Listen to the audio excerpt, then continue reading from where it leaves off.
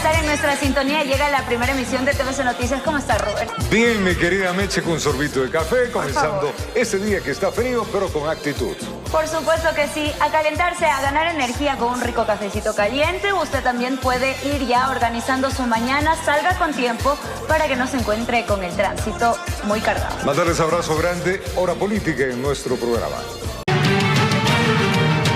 Bueno, la propuesta del Gobierno Nacional de implementar a escala nacional la tercera placa, una especie de tasco de identificación para el vehículo para enfrentar el crimen organizado, es bien vista, María Mercedes, por expertos. Así es, esta iniciativa ya se aplica en Perú con resultados positivos. El anuncio lo hizo personalmente en días pasados el presidente Daniel Noboa y quizás suene como replicar algo que Perú ya tiene desde hace mucho tiempo atrás. Con la tercera placa existe mayor control, existe incluso control satelital. No existe falsificación de placas, no existe falsificación de matrículas. El penalista Carlos Cisneros trae a colación que Perú cuenta con este sistema de la tercera placa hace 16 años, logrando disminuir significativamente la tasa de inseguridad, especialmente en el robo de vehículos. Es una medida urgente. Nos va a permitir generar la trazabilidad de todo el parque vehicular a nivel nacional. Y esto, pues, lógicamente nos permitirá a nosotros mermar la utilización de vehículos clonados para el cometimiento de delitos. Sabemos que es una característica de las organizaciones delincuenciales la utilización de vehículos que definitivamente fueron hurtados, robados en alguna provincia y pues utilizados en otra provincia. Va a ser algo muy parecido al chasis del motor, ¿no? Al número de chasis o al número de motor.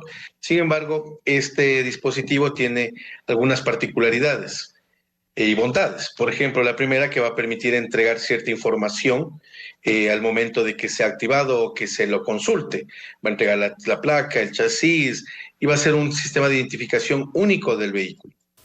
Santiago López, experto en seguridad, también tiene confianza en esta propuesta de seguridad jurídica vehicular digital. Un vehículo robado y al que le desconectan su sistema de seguimiento vehicular no permite que se le rastree al vehículo.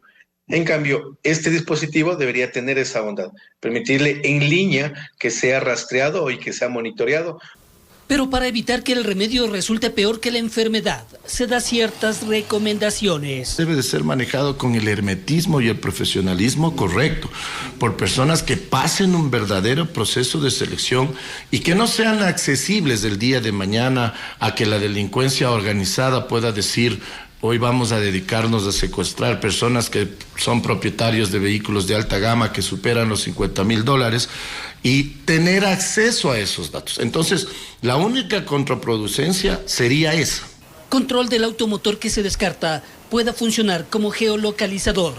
Empresas de Estados Unidos estarían apoyando técnicamente al régimen, informó Héctor Romero. Ese día lunes, el concejal de Quito, Andrés Campaña, presentó la primera demanda de inconstitucionalidad en contra de la ley de los GAT. Ya les vamos a contar qué sucedió, y también está avanzando el tratamiento de la ley para prevención y erradicación del reclutamiento de niños y adolescentes. Todo esto en minutos. Vamos a una pausa por una cadena y retornamos.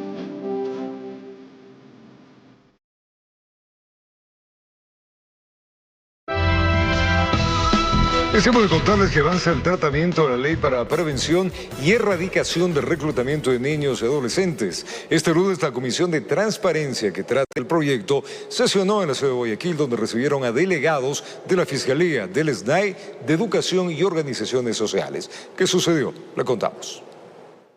La sesión número 56 de la Comisión de Transparencia, Participación Ciudadana y Control Social de la Asamblea Nacional se llevó a cabo este lunes en Guayaquil para continuar con el tratamiento del proyecto de ley orgánica reformatoria para la prevención y erradicación del reclutamiento, uso y utilización de niñas, niños y adolescentes. Los legisladores recibieron como primer punto del orden del día a la delegada del fiscal subrogante, quien compartió sus observaciones.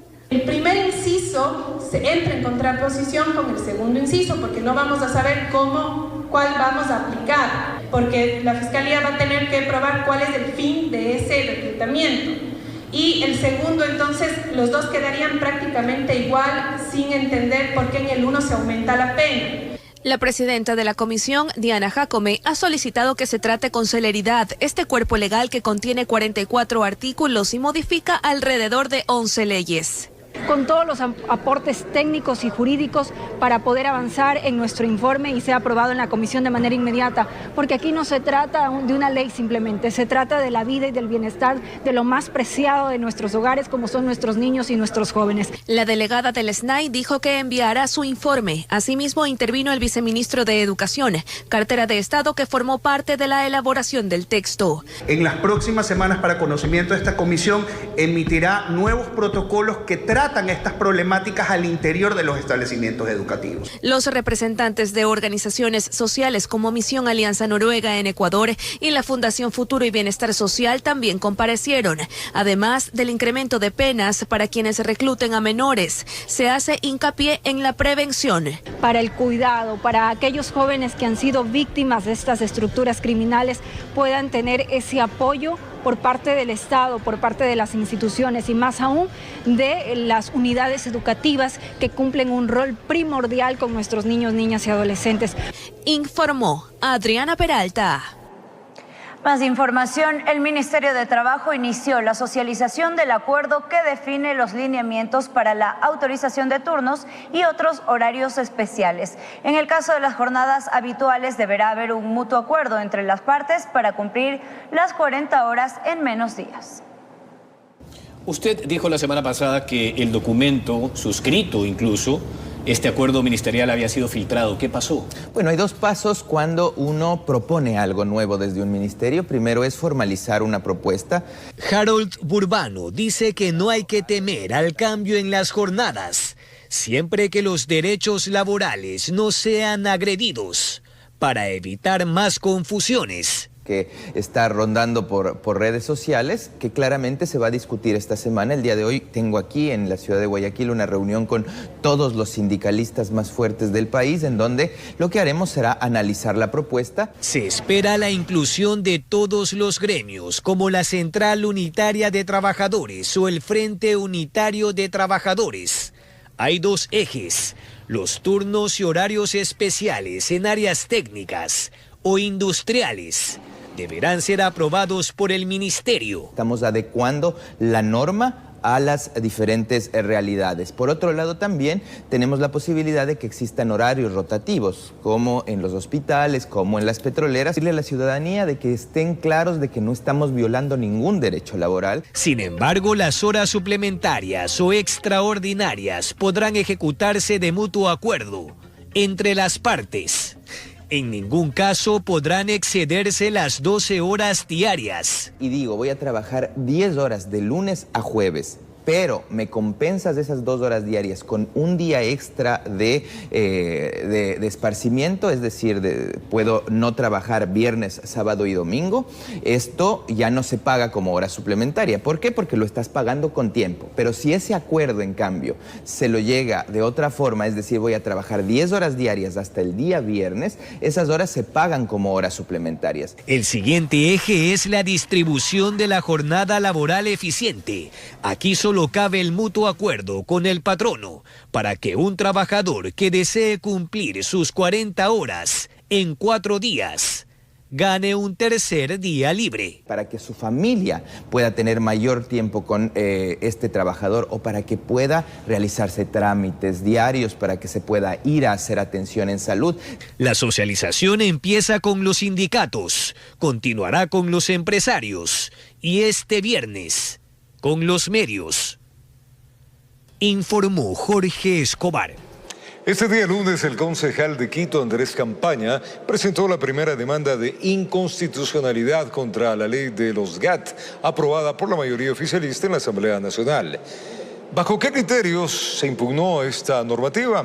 ¿Existen causales para que los magistrados den paso a estas demandas? Vamos a contarles en la siguiente nota. Este lunes, el concejal del Distrito Metropolitano de Quito, Andrés Campaña, presentó la primera demanda de inconstitucionalidad en contra de las reformas al COTAD que obligan a prefecturas y municipios a destinar el 70% de su presupuesto a obra pública y el 30% restante a gasto corriente. La demanda que nosotros hemos presentado contiene medidas cautelares y con ello la solicitud de la suspensión inmediata de los efectos de la ley. Quienes van a pagar el costo de esta reforma son los ciudadanos, que van a ver disminuidos los servicios sociales. La ley de GATS, aseguró Campaña, será impugnada por aparentes vulneraciones al principio de autonomía y descentralización, pues el gobierno no estaría facultado para fiscalizar y disponer con respecto a las finanzas de municipios y prefecturas. Extralimitándose en sus competencias, también se va a regular, se va a controlar los recursos que son generados por los municipios y las prefecturas. A primera vista, constitucionalistas creen que la ley no tendrá problemas por su forma, pero sí por su fondo. Fundamentalmente en cuanto a las reformas que modifican el principio de autonomía garantizado en la Constitución del 2008. Especialmente en el artículo 279 de la Constitución se habla ya de la necesidad de lograr un sistema nacional descentralizado en donde los propios GATS puedan decidir cómo gastan sus recursos. Alcaldes aseguran que la Asamblea violó el principio de participación ciudadana en la construcción de la normativa, pues no recibió alcaldes y prefectos de la oposición.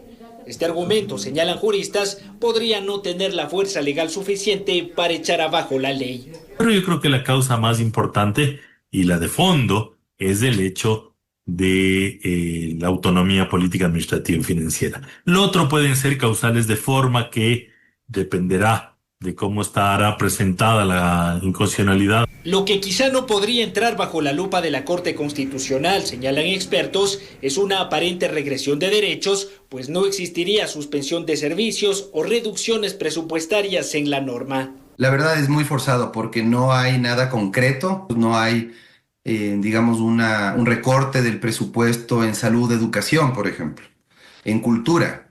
El secretario jurídico de Presidencia, Enrique Herrería, dijo que la ley fue redactada para evitar demandas de inconstitucionalidad y que su misión será la de defender cada punto y coma de la normativa aprobada por la legislatura, informó Álvaro Terán. En otra información, también del Legislativo, en sesión virtual, la Comisión de Desarrollo Económico dio luz verde al informe para segundo debate de la Ley Urgente de Minería y Energía. Ahora las reformas pasarán al Pleno de la Asamblea Nacional. Del colectivo 5 minutos antes de la medianoche del lunes y en sesión virtual, la Comisión de Desarrollo Económico de la Asamblea Nacional aprobó el informe para segundo debate de la ley para fortalecer los sectores estratégicos de minería y energía. Hubo 8 votos del oficialismo y sus aliados. El correísmo votó en contra. Ya hemos vivido en los años anteriores momentos bastante complejos, por eso esta reforma es importantísima. Debe transformarse en desarrollo, en oportunidades y en estabilidad para nuestra gente. El Ejecutivo envió el proyecto como urgente el 28 de enero. En minería propone agilizar permisos y ordenar el proceso desde la conservación y la exploración hasta las regalías. El gobierno asegura que así se destraban proyectos, vuelve la inversión y se reduce la minería ilegal, sin nuevos impuestos ni más gasto.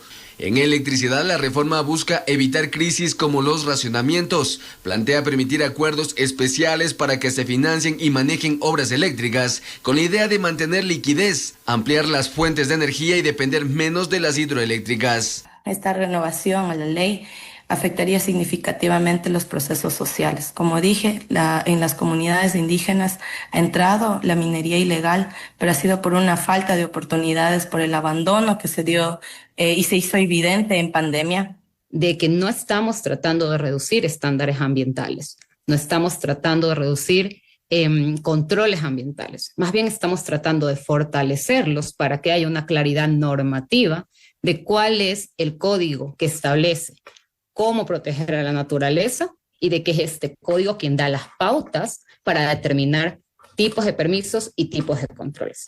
La oposición advierte riesgos de flexibilización ambiental, uso de la fuerza pública y delegación a privados. Porque pareciera que se quisiera aprobar una ley que no soluciona los verdaderos problemas que vive precisamente el pueblo, ese pueblo que está contaminado, que toma mercurio que toma cianuro y también hidrocarburos. Esos somos los de Sucumbíos, Napo y Orellana. Nuestra ley no pretende meter la fuerza extractivista en zonas de recarga hídrica. De sacar adelante un sector estratégico, por supuesto que sí, pero eso no significa dañar nuestras fuentes hídricas. Con este informe, el proyecto pasa al Pleno de la Asamblea Nacional para su votación final. Informó José Mendieta. Sebastián Barreiro, hijo de la ex vicepresidenta Verónica Abad, anunció que apelará la sentencia en su contra de 5 años de cárcel por el presunto delito de ofertas de tráfico y de influencias. Para Barreiro, la justicia está politizada. Miremos.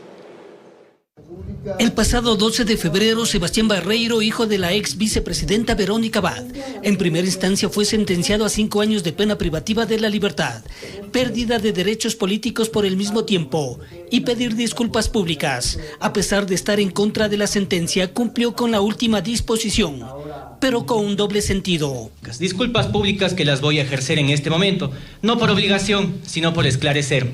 Así que mis disculpas públicas a toda la ciudadanía ecuatoriana por no haber hablado antes, confiando que un sistema judicial era probo, confiando en que dentro de la unidad anticorrupción no existía injerencias políticas. Hoy, a la luz de todos, con la denuncia pública que manifestó el doctor Carlos Serrano, se evidencia que sí existe presiones políticas e injerencias externas dentro del sistema judicial. Barreiro fue acusado en el caso Nene por presunta oferta de tráfico de influencias en la vicepresidencia. Junto a su abogado se presentó en un hotel de Quito. La instancia que en este momento en la que se encuentra el proceso es haberse dictado de forma oral la sentencia condenatoria en primera instancia. Es decir, que una vez que el tribunal notifique por escrito la sentencia, el señor Barreiro tiene el derecho de poder interponer el recurso de apelación ante la Corte Provincial de Pichincha. Cuestionan que paralelamente desde el 2024 se haya aperturado una investigación previa por presunto lavado de activos. Yo no soy criminal, yo no tengo cuentas en paraísos fiscales, yo no he tomado un solo dólar de este Estado, yo no soy un terrorista digital. Simplemente soy una persona que piensa distinto. No pierde la esperanza que en la revisión del caso sea declarado inocente, informó Héctor Romero. Otra noticia, el presidente de la República, Daniel Noboa, visitó un proyecto habitacional de la vía a Salitre. Allí habló del denominado Plan Miti Miti y realizó la entrega de viviendas. ¡Bienvenido, presidente! El proyecto Miti Miti ofrece otras bondades como el de una entrada de apenas el 5% del valor de la casa y el crédito hipotecario que se puede extender hasta los 25 años de plazo para las viviendas de interés social e interés público. Este día quedará en la memoria de sus familias porque es el resultado de una decisión valiente de apostar por su primera vivienda y de una política pública de nuestro gobierno que acerca el crédito a quienes quieren salir adelante. Informó José Morales. Tiempo de contarles que Ecuador alcanzó el nivel más alto de reservas internacionales de su historia, con cerca de 12.000 millones de dólares, reforzando la estabilidad del sistema de la dolarización. Ecuador registró en febrero de este año el nivel más alto de reservas internacionales de su historia, al alcanzar los 11.858 millones de dólares.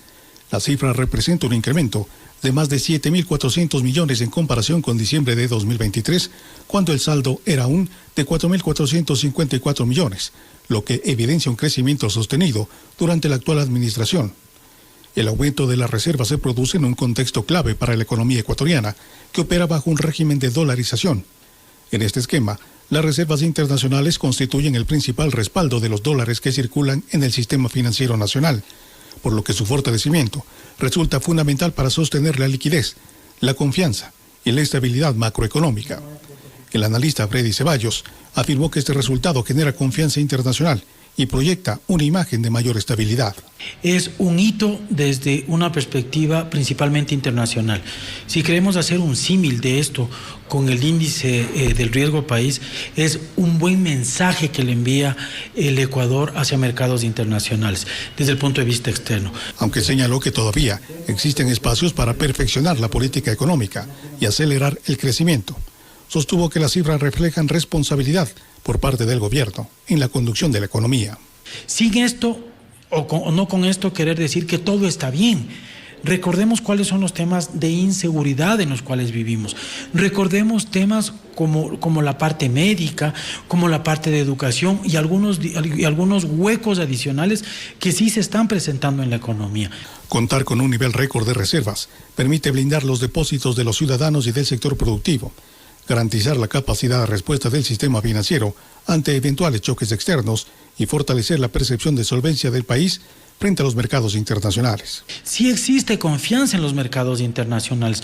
Recordemos que el gobierno acaba de concretar una emisión de cerca de 4.000 millones de dólares. Y de lo que entiendo, cuando se lanzó esta emisión a mercados internacionales, el requerimiento de esta emisión fue multiplicado por cerca de 7 veces. Es decir, que había y hay confianza respecto a esta emisión para poder comprar estos papeles a un país que está soportado en reservas internacionales. Ecuador consolida así el mayor respaldo financiero de su historia reciente, reforzando la dolarización como eje central de su estabilidad y enviando una señal clara de solidez ante el mundo. Informó Miguel Ángel Bedoya.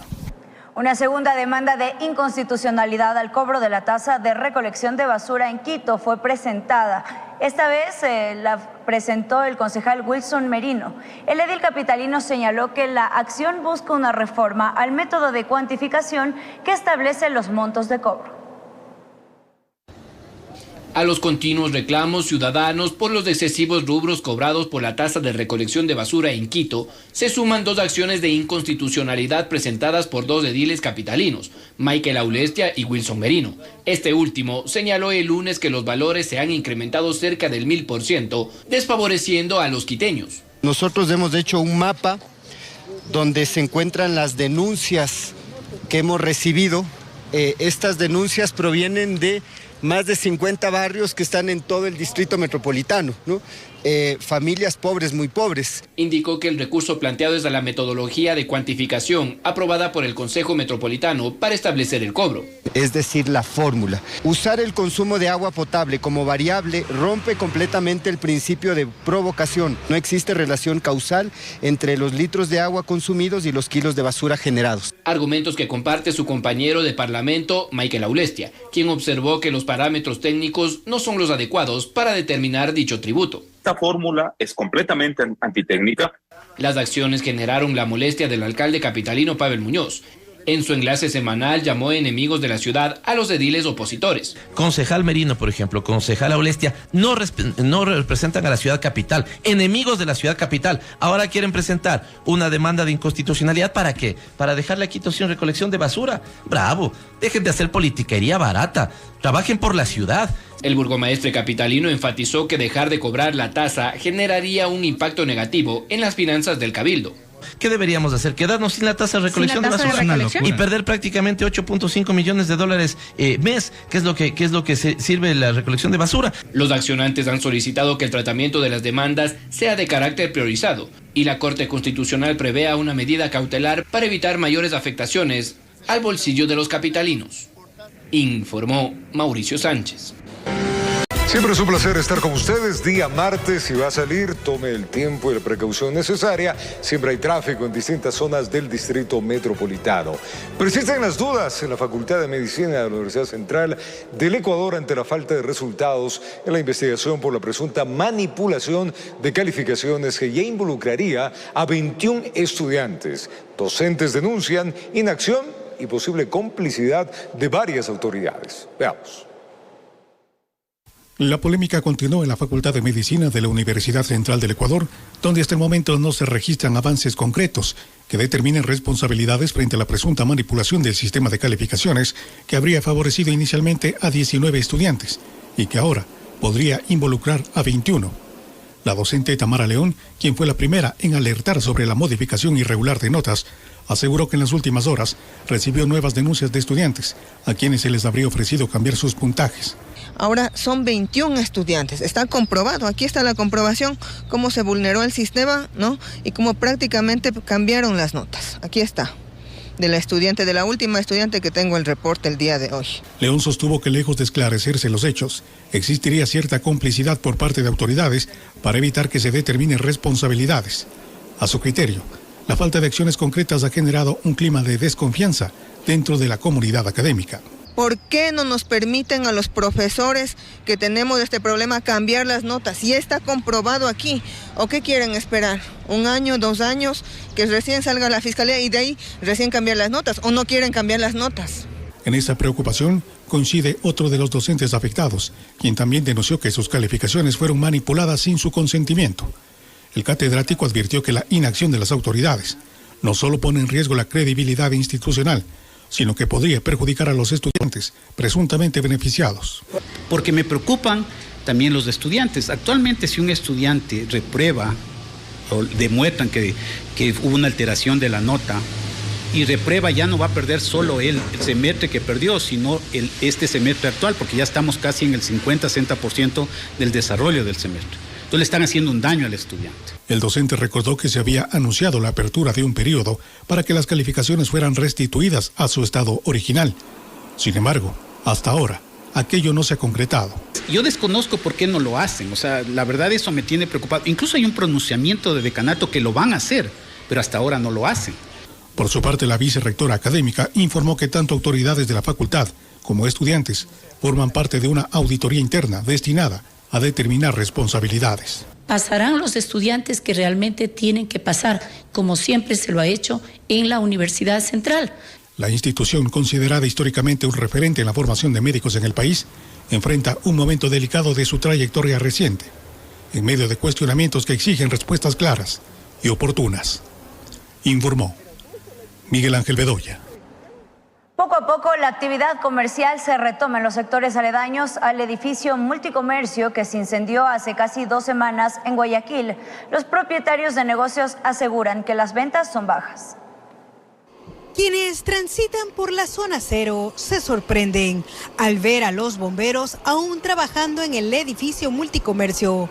El intenso sol de este lunes hizo que los uniformados lancen agua hacia los residuos, evitando que regresen las llamas.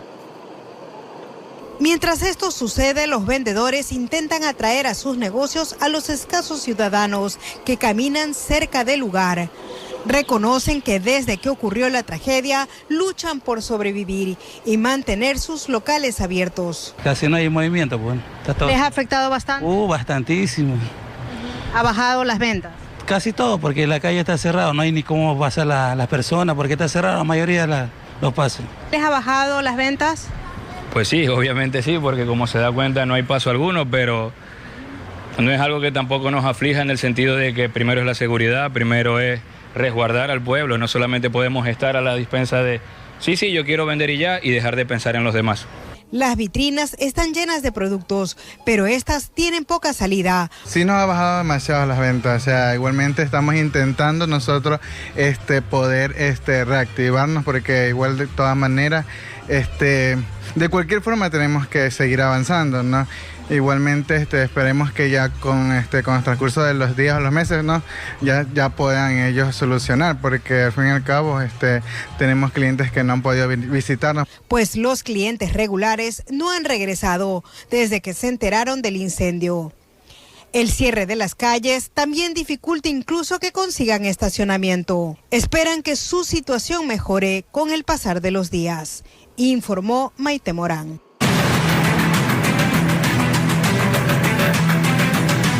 Y tras la lluvia que se registró durante la madrugada de este día lunes, alrededor de 14 zonas del cantón Durán resultaron anegadas. Habitantes de las ciudadelas Panorama y El Recreo solicitan la intervención inmediata de las autoridades para mitigar las afectaciones. Miremos.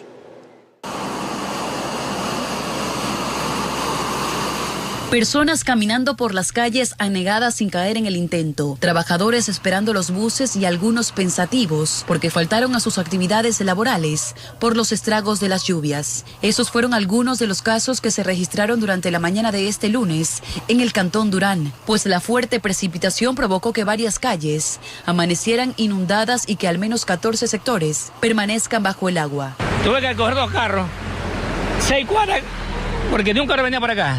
Tuve que coger carro para la tercera etapa para poder venir para acá. No se puede movilizar.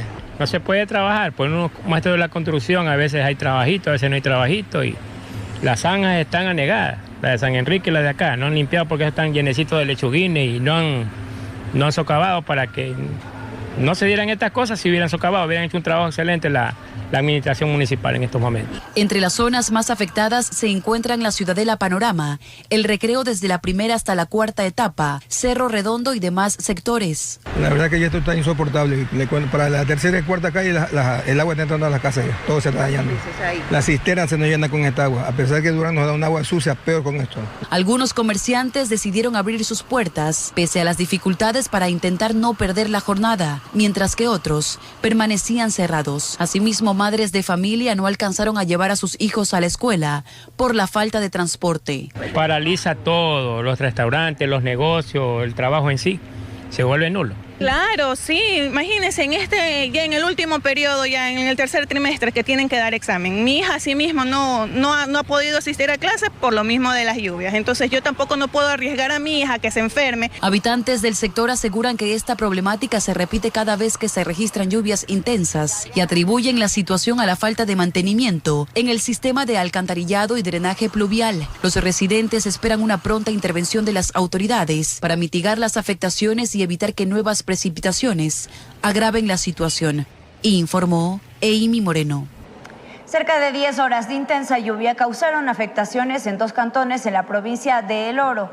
En Machala, más de 200 barrios se inundaron, mientras que en Santa Rosa, el río Pital se salió de su cauce bloqueando la vía principal.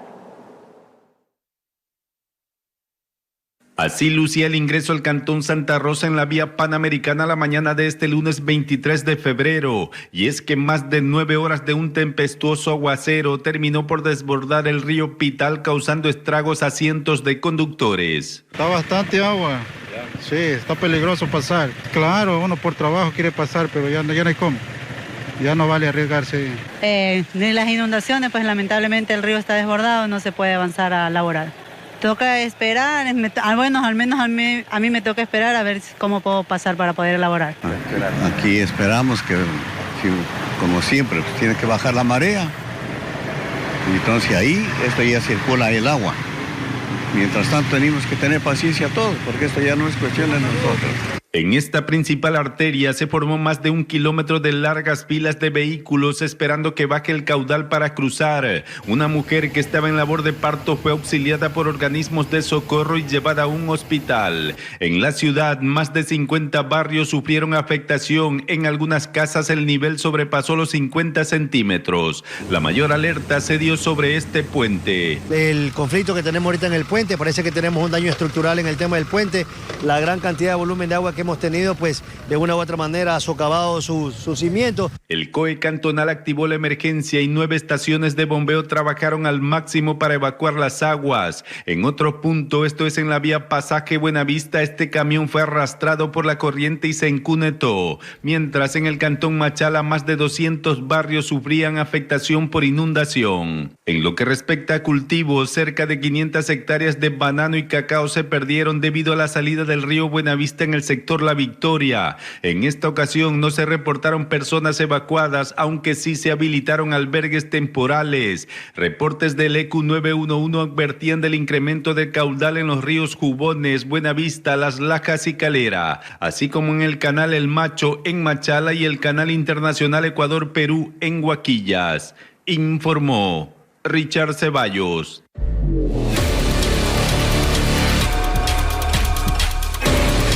La muerte de Nemesio Oseguera Cervantes, alias El Mencho, el líder del cartel Jalisco Nueva Generación, abre un escenario de reconfiguración criminal que podría tener efectos directos para el país. ¿Cuáles son?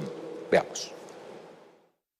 La caída de Nemesio Ceguera Cervantes, alias El Mencho, líder del cartel Jalisco Nueva Generación, va a sentirse con fuerza en la región. Así lo aseguran expertos en seguridad, quienes creen que el vacío de poder que hoy golpea esta organización criminal podría desencadenar una guerra interna para apropiarse de su estructura delictiva. Las disputas por la manipulación, por la producción, por el control en temas de droga puede entrar en discusión, y eso sí que puede verse más bien en lo que significaría una disputa por el control del tema de la droga entre los grupos acá en el Ecuador. Es el hecho de que puedan haber brotes de violencia justamente como resultado de esta suerte de debilitamiento de los vínculos transnacionales. En Ecuador, la Banda de los Lobos funciona como el brazo armado del cartel Jalisco Nueva Generación. Su principal objetivo es coordinar operaciones logísticas para producir, transportar y custodiar droga hacia los mercados del norte. Con el asesinato de alias Mencho, advierten expertos, los Lobos podrían optar por independizarse o buscar otros cárteles que apadrinen sus operaciones criminales. Ese espacio de poder, mientras no sea llenado, deja un espacio margen para la actuación de algunos otros grupos que van a apoderarse muy seguramente, o al menos van a luchar por apoderarse de estos espacios territoriales. Este escenario de conflictos internos, dicen especialistas, podría ser aprovechado por fuerzas estatales, que ahora deberán redoblar sus esfuerzos para desarticular a estas células delictivas. Lo que se busca de parte de los estados es que en estos momentos de debilidad, entre comillas, o de falta o acefalía, para hacerlo más preciso, falta de esta coordinación desde una suerte de liderazgo, poder atacar las estructuras. La penetración de los cárteles mexicanos en Ecuador se ha fortalecido en los últimos 20 años. Informes de inteligencia dan cuenta de que las estructuras, jerarquías y estrategias delictivas de los grandes cárteles, como Jalisco, Sinaloa, El Golfo y los Zetas, han sido replicadas con exactitud en nuestro país. Informó Álvaro Terán.